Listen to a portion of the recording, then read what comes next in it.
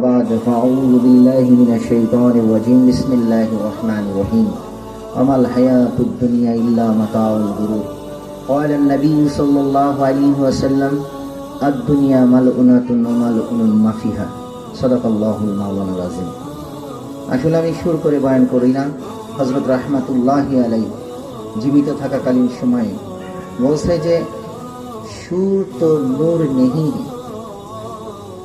সুরের মধ্যে কোনো নূর নাই, সুরের মধ্যে কোনো নূর নাই। ভাঙাচোরা কথা বলবেন, দেখবেন ওর মধ্যে নূর পয়দা হবে। আল্লাহ তাআলা মানুষের সিনার মধ্যে আল্লাহ পাকের নূর ঢুকায় দেবে। এই জন্য সুর করে বয়ান করা আমার অভ্যাস না, কোনোদিন করিও নাই।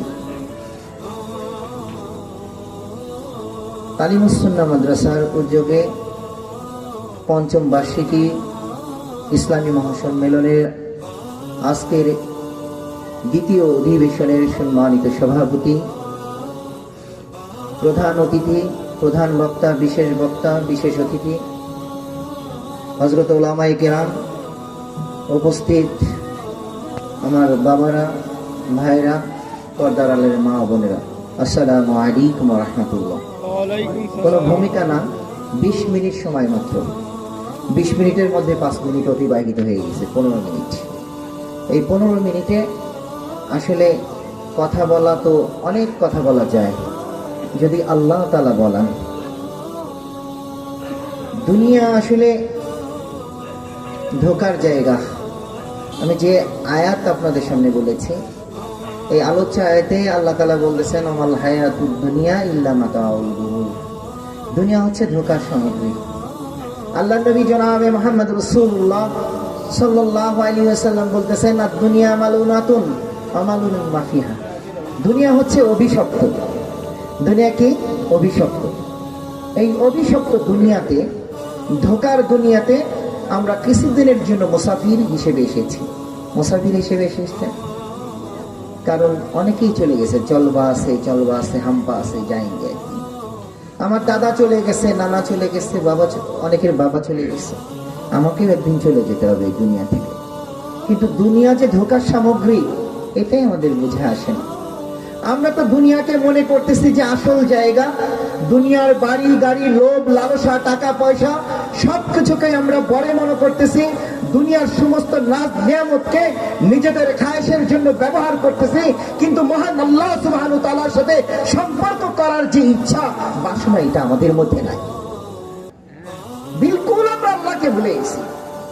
যে আল্লাহ তাআলা সমস্ত কায়নাতের মালিক, যে আল্লাহ পাক আমাকে আপনাকে তৈরি করে দিয়েছেন, কত সুন্দর করে চোখটাকে বানিয়ে দিয়েছেন, হাতটাকে বানিয়ে দিয়েছেন, কপালটাকে বানিয়ে দিয়েছেন, সুন্দর এই বডিটাকে বানিয়ে দিয়েছেন, ওই আল্লাহ পাকের ইবাদত পরিবর্তে আমরা দুনিয়ার পিছনে ছুটতে বেকার আর অবস্থা আমাদের। শেখ সাদি রহমতুল্লাহি আলাইহি বলেন যে এক আহমক শিকারী তীর ধনুক নিয়ে শিকার করার জন্য বের হয়েছেন। প্রতিমধ্যে উনি পাখির দিকে নিশানা না করে, ছায়ার পিছনে নিশানা করে জমিনের বুকে ঢলে পড়ে গেছেন। তার জীবন সায়ান্ন বেজে গেছে। ওই বেচারা যখন রূহ বের হয়ে যাচ্ছে, আফসোস করতেছে, আরে আমার নিশানা যদি থাকতো ওই পাখির দিকে, অর্থাৎ আখিরাতের দিকে, আর দুনিয়ার ছায়ার দিকে যদি আমার নিশানা না থাকতো, তো আমি পাখিও পেয়ে যেতাম, দুনিয়াও পেয়ে যেতাম, আখিরাতও পেয়ে যেতাম, দুনিয়ার সামানাও আল্লাহ তাআলা আমাকে যোগায় দিতেন। বড় আফসোস, দুনিয়ার পিছনে দৌড়াইতে আমাদের কলম নষ্ট হয়ে গেছে। মাওলানা রুমি রাহমাতুল্লাহি আলাইহি বলেন যে এক বাদশা শিকার করার জন্য বের হয়েছেন তীর ধনুক নিয়ে। বের হওয়ার পথে প্রতিমধ্যে এক বাদীকে দেখে ওই বাদশা আকৃষ্ট হয়ে গেছে। বাদী তো চেনেন, নারী। তো বাদশা বাদীকে নিয়ে আসছেন তার রাজদরবারে। নিয়ে আসার পরে অনেক শান শৌকতে তাকে রাখতে দেওয়া হয়েছে। কিন্তু বাদশা দেখলেন যে বাদীর মন আনমনা, তার চেহারা ফ্যাকাশে হয়ে গেছে, তার সৌন্দর্য আস্তে আস্তে লোপ পাচ্ছে, চেহারা বিদ্ঘুটে হয়ে যাচ্ছে, শরীরের ক্ষীণতা অবস্থা সৃষ্টি হয়েছে। বাদশা চিন্তা করলেন যে আসলে বাদীর কি রোগ হয়েছে। অনেক ডাক্তার, হেকিম, কবিরাজকে আনা হলো, কিন্তু তার কেউ রোগ ধরতে পারল। বাদশা ছিলেন ন্যায়পরায়ণ, উনি ইবাদতখানায় ইবাদত করতে করতে ঘুমিয়ে গেছেন। স্বপ্নের মধ্যে একজন গায়েবী চিকিৎসকের সন্ধান পেলেন। উনি বললেন যে এই বাদী অমুক জায়গার এক স্বর্ণ ব্যবসায়ের প্রতি আক্রান্ত, তার ভালোবাসায় সে আকৃষ্ট হয়ে গিয়েছে, এই জন্য তার বিরহ বেদনায় তার এই অবস্থা। বাসার ঘুম ভেঙে যাওয়ার পরে ওই স্বর্ণ ব্যবসায়ীকে হাজির করা হলো। ওই বাদীর সামনেই দেখা গেল বাদীর চেহারায় সৌন্দর্য ফুটে উঠল। আবার সেই তার হারানো সৌন্দর্য আবার ফিরে আসলো। বাদশা চিন্তা করলো যে এই স্বর্ণ ব্যবসায়ীটাকে কিভাবে উপকার করা যায়, একটা মেডিসিন প্রয়োগ করে তার চেহারাটাকে কুৎসিত করে দিল। দেখা গেল আস্তে আস্তে আস্তে আস্তে ওই বাদী বাদশার উপরে আক্রান্ত হয়ে গেল, ভালোবাসা আবেগে আপ্লুত হয়ে বাদশার প্রতি সে আপনার গালেব হয়ে গেল। তখন বাদশা চিন্তা করলো স্বর্ণ ব্যবসায়ীটাকে হত্যা করে দেওয়া দরকার। তখন তাকে হত্যা করে দিল। দেখা গেল যে তখন বাদী পুরোপুরি বাদশার প্রতি গালেব হয়ে গেল। মাওলানা রুমি রাহমাতুল্লাহি আলাইহি বলেন, মানুষের দেহের বাদশা হচ্ছে তার রূহ।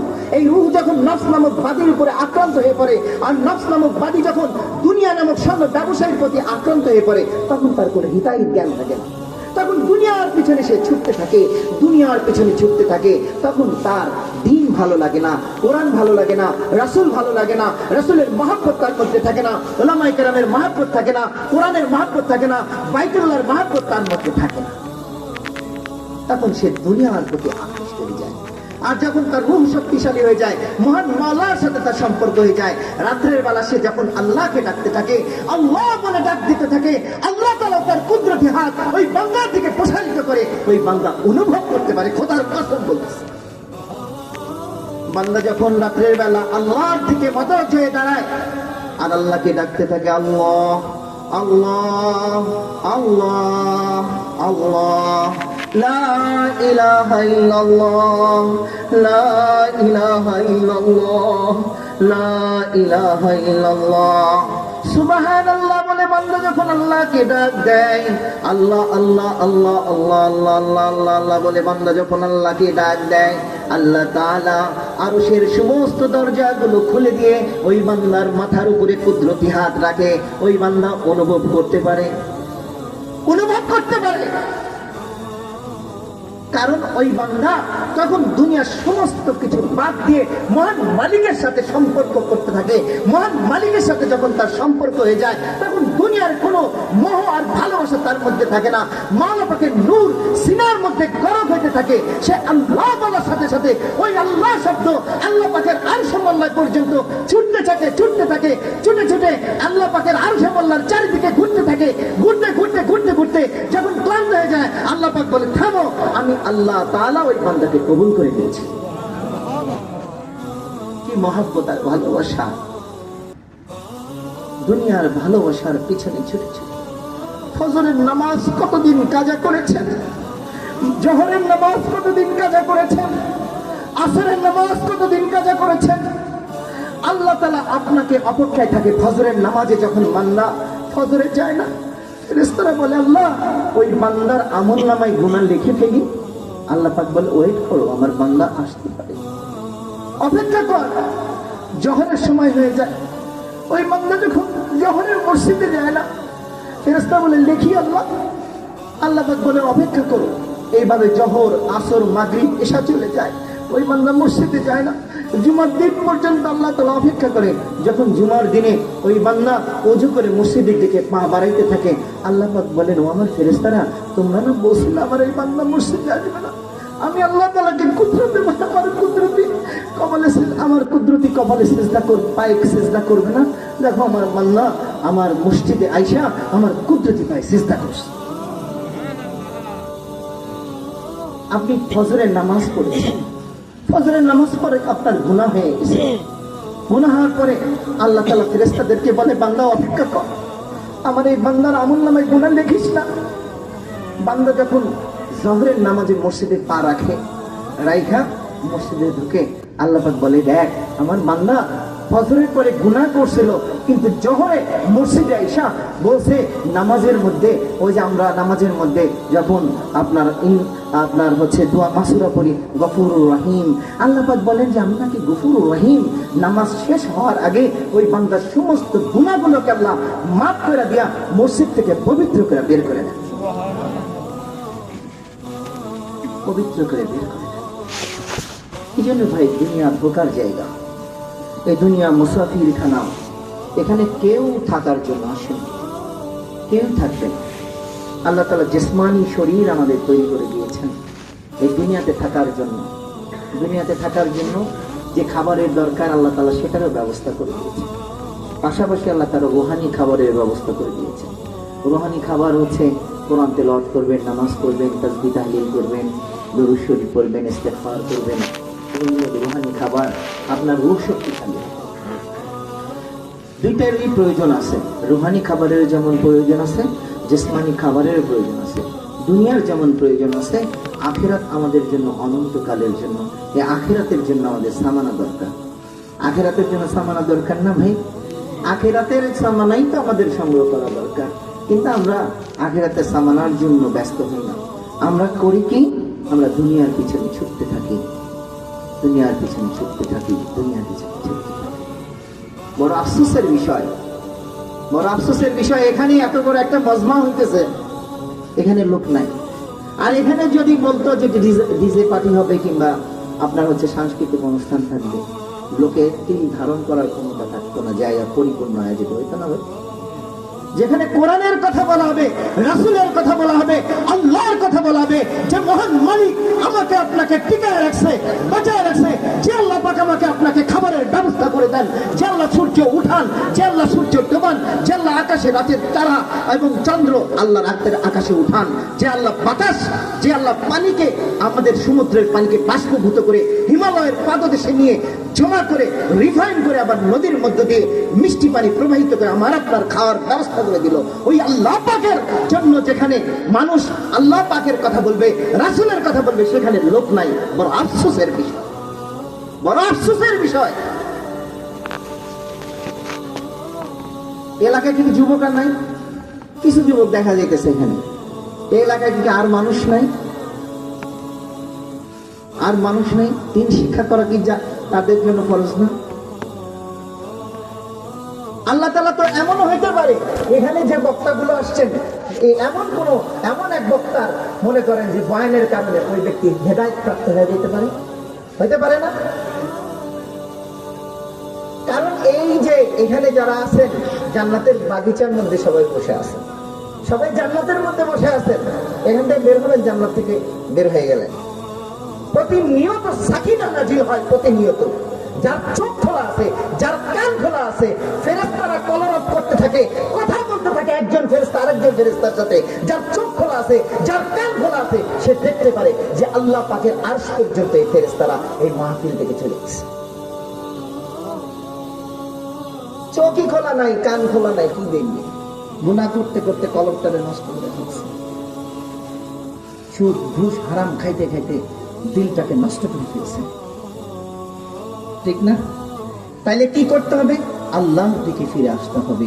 এই দুনিয়ার ধোঁকা, এই ধোঁকার সামগ্রী থেকে আমাদেরকে কি করতে হবে? বাঁচতে হবে। ধোঁকার সামগ্রী থেকে বাঁচতে হলে উলামায়ে কেরামের পরামর্শ অনুযায়ী চলতে হবে। কোরআন এবং হাদিসের মধ্যে নিজেকে ডুবাই দিতে হবে। যদি ডুবাই দিতে পারেন তো আল্লাহর মহাব্বত আর রাসূলের মহাব্বত এসে যাবে। রাসূল কাঁদতে থাকে আমাদের এই অবস্থা দেখে। খোদার কসম করে বলতেছি, আমি আল্লাহ রাসূল সাল্লাল্লাহু আলাইহি ওয়াসাল্লামের সুফার পিছনে বসা, আমি আসরের নামাজের পরে দরুদ শরীফ পড়তে পড়তে হালকা তন্দ্রার মতো এসে গেছে। আমি দেখি মুহাম্মদুর রাসূলুল্লাহ সাল্লাল্লাহু আলাইহি ওয়াসাল্লাম এই উম্মতের জন্য রোজাই করে চিৎকার করে বের কাঁদতে থাকে। আমি নিজ কানে শুনেছি মুহাম্মদুর রাসূলুল্লাহ সাল্লাল্লাহু আলাইহি ওয়াসাল্লামের কান্না। কি হলো আমাদের? আজ উম্মত কোথায় চলে যেতেছে? এই উম্মত সোজা থাকবে তো দুনিয়া সোজা থাকবে, এই উম্মত সোজা থাকবে তো দুনিয়ার নিজাম ঠিক থাকবে, এই উম্মত ঠিক থাকবে তো দুনিয়ার সমস্ত কিছু আল্লাহ তাআলা সমস্ত কিছু ঠিক রাখবে। কিন্তু উম্মত ঠিক নাই, উম্মত বাঁকা হয়ে চলে, দুনিয়াও বাঁকা হয়ে চলতেছে। উম্মত বাঁকা হয়ে চলার কারণে দুনিয়ার সমস্ত আল্লাহ পাক আযাব আর গজব দিয়ে পরিপূর্ণ করে। আল্লাহ তাআলা আমাদেরকে দিনের সহি বুঝ দান করেন। আমরা মোবাইলের ফিতনা থেকে যেন, মোবাইল ব্যবহার করবেন, মোবাইলের ফিতনা থেকে যেন আমরা বাঁচতে পারি। মোবাইল ব্যবহার করবেন, মোবাইলে তো ভালো দিকও আছে, আছে না? মোবাইলের ভালো দিকগুলো আপনি ব্যবহার করেন। কোরআন হাদিসের, আপনি ইউটিউবে কোরআন হাদিস ওয়াজ মাহফিলগুলো দেখেন, শোনেন। কোরআন তেলাওয়াত শোনেন। মা বোনদেরও পায়ে ধরি, বেশিরভাগ মা বোনেরা গাফেল গাফেল গাফেল, মা বোনরা গাফেল। তারা ফজরের নামাজের সময় গাফলাতি, আজ জহরের নামাজের সময় গাফলাতি। এই জন্য মা বোনদেরকে বলবো গাফলাতি ছেড়ে দিয়ে আপনারা যদি আমল করতে পারেন তো আল্লাহ তাআলা আপনাদেরকে হযরতে আয়েশা সিদ্দিকা রাদিয়াল্লাহু তাআলার সাথে জান্নাত দিবেন। আল্লাহ আমাদের সবাইকে কবুল করেন। ওমা আলাইনা ইল্লাল বালাগ। আসসালামু আলাইকুম ওয়া রাহমাতুল্লাহ। যেহেতু 20 মিনিট, কারণ হচ্ছে 20 মিনিটই হয়ে গেছে, এটা হলো আরেকজনের হক আমি নষ্ট করব না। যেহেতু আমাকে বলা হয়েছে 20 মিনিট কথা বলবেন, এই জন্য 20 মিনিট কথা বললাম। আমার জন্য দোয়া করবেন, আমি আপনাদের জন্য দোয়া করব। ওমা আলাইনা ইল্লাল বালাগ। আসসালামু আলাইকুম ওয়া রাহমাতুল্লাহ।